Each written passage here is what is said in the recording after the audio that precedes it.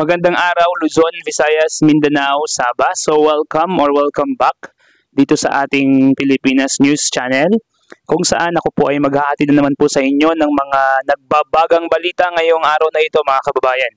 Ang source po natin sa news natin ngayon ay ang News 5 pa rin at ito po ay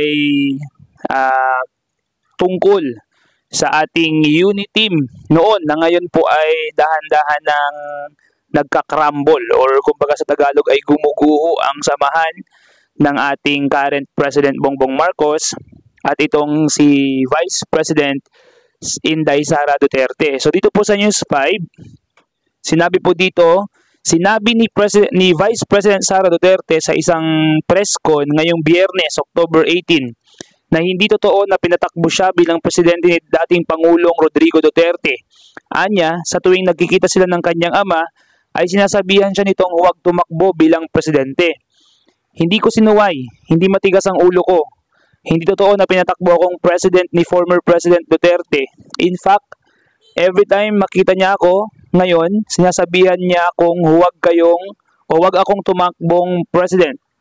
Sabi niya, yung dinadaanan mo ngayon, wala yan. Kung ikaw ay president, mas mahirap pa. Saad ni VP Duterte.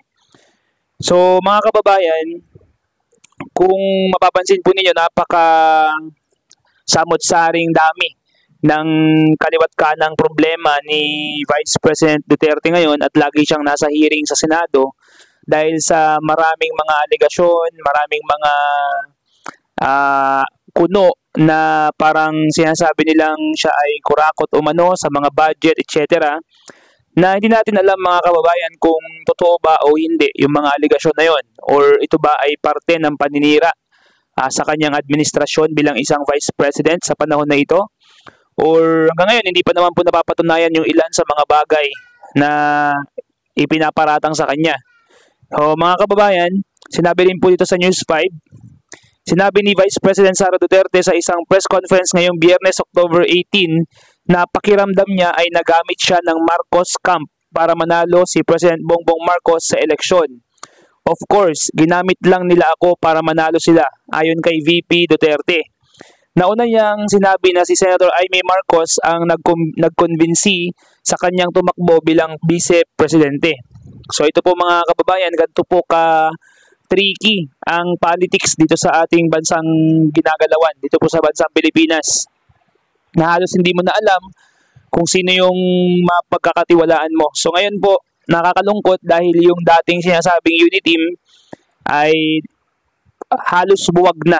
Kaya halos wala ng relasyon or connection sa bawat isa dahil si Bongbong Marcos, ang ating president, ay may sariling ginagawa at ito pong si Vice President Duterte ay ito na po ang sinasabi niya against the administration or sa ating current President Bongbong Marcos. So, unit team, nung unang panahon na sila ay tumatakbo, ngayon po ay nabubuwag na. So, nakakalungkot po bilang isang Filipino dahil nakikita po natin na yung mga leaders natin na inaasahan natin na magiging maghahatid sa atin sa kapayapaan, sa kaunlaran, ay ganito na po ang sinasapit ngayon, na akala natin noon ay mga leader na talagang magkakaisa sa bansa. Pero ang nangyari po dito mga kababayan, sila rin po ang nagbabangayan, sila rin po ang mga nagsasabi ng kung ano man sa bawat isa at hindi po natin alam kung sino yung totoo, nagsasabi ng tama or hindi mga kababayan dahil hanggat hindi po napapatunayan, wala po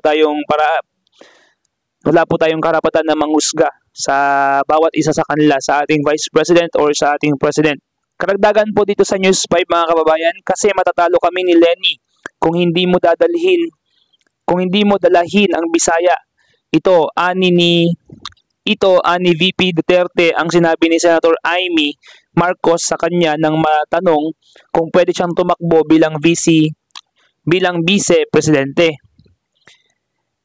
So, ibig po sabihin dito ni Sara, mga kababayan, lumapit po si Aimee Marcos sa kanya, doon sa kanila, at sinabing dalhin ni VP Duterte ang Visayas para naman po marami yung boto ng mga Pilipino sa kanilang dalawa. So inihayag ni Vice President Sara Duterte na sinabihan siya ng kanyang ama na si dating Pangulong Rodrigo Duterte na huwag tumakbo bilang presidente. Huwag kang tumakbo for president dahil nanggaling ako dyan. Anak kita, naaawa ako sa'yo. Sabihan niya ng ama niya sa kanya. So mga kababayan, yun po yung ating balita sa mga oras na ito. Ano po? Doon po tayo magfo-focus sa balitang ito na sa pagitan po ni President Bongbong Marcos, ng family Marcos at ng family Duterte. So ngayon po mga kababayan, parang ang lumalabas, naggagamitan lang po sila. At ang lumalabas dito ngayon, kakaroon ng issue sa pagitan ng dalawang national leader po natin, ang President at ang Vice President.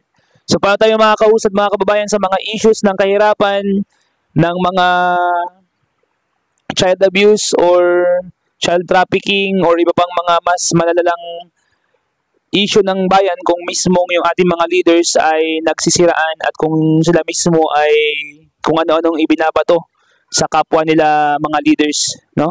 So hindi na lang nila gawin yung kanilang mga bagay na dapat magawa sa bansa at sikapin na magkaisa mga kababayan. So nakakalungkot po ang balitang ito mga kababayan para sa atin, especially sa mga sumusuporta kay VP Sara at sa ating current President Bongbong Marcos.